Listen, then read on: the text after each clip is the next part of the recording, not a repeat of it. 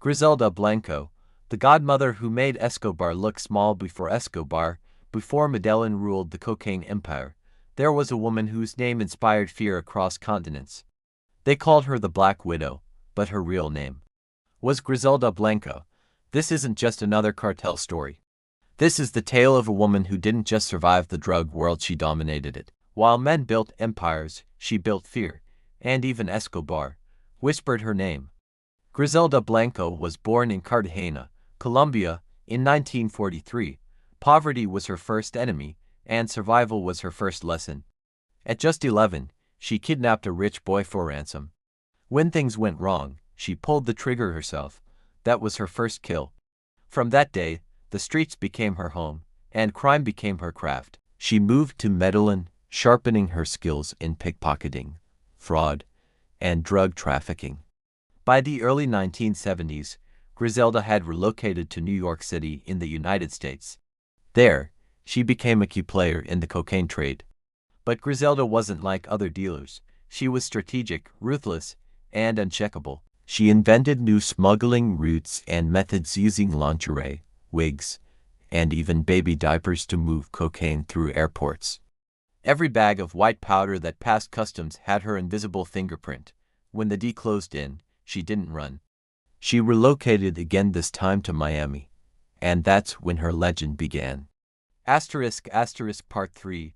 The Cocaine Cowgirl of Miami Miami in the 80s was a battlefield. Cartels clashed for dominance, and bodies lined the streets. But in the middle of the chaos stood Griselda Blanco. She turned Miami into her personal empire. She ordered hits like a queen calling for tea. Her rivals didn't last long.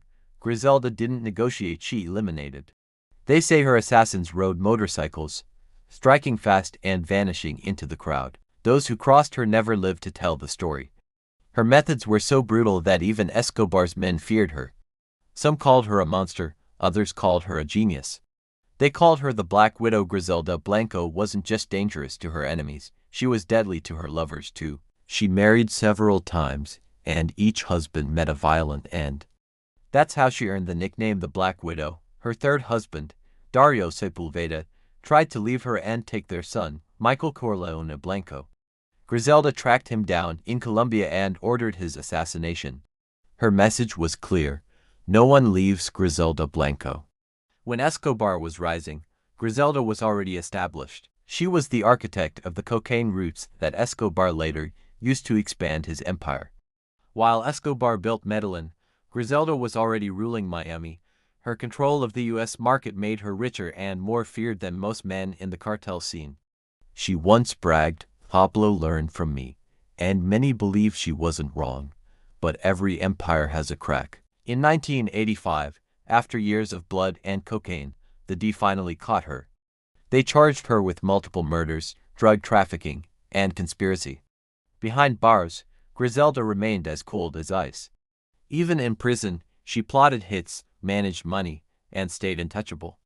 She served nearly 2 decades in U.S. prisons before being deported back to Colombia in 2004. In 2012, the woman who once ruled empires only met her end by a gunshot. She was standing outside a butcher shop in Medellin when 2 assassins on a motorcycle shot her twice in the head. The irony, that was her signature killing style. She was 69 years old. As her body hit the pavement, it was as if the last echo of an era died with her. Griselda Blanco changed the drug trade forever. She was a mother, a murderer, a billionaire, and a ghost that haunted every cartel after her. She left behind millions of dollars, a terrified legacy, and a son, Michael Corleone Blanco, who now lives to tell her story. Her story is one of power and pain, a woman who rose from nothing to control everything, only to lose it all in the same violent world she created. History remembers Escobar as the king of cocaine, but before the king, there was the queen, and her name was Griselda Blanco.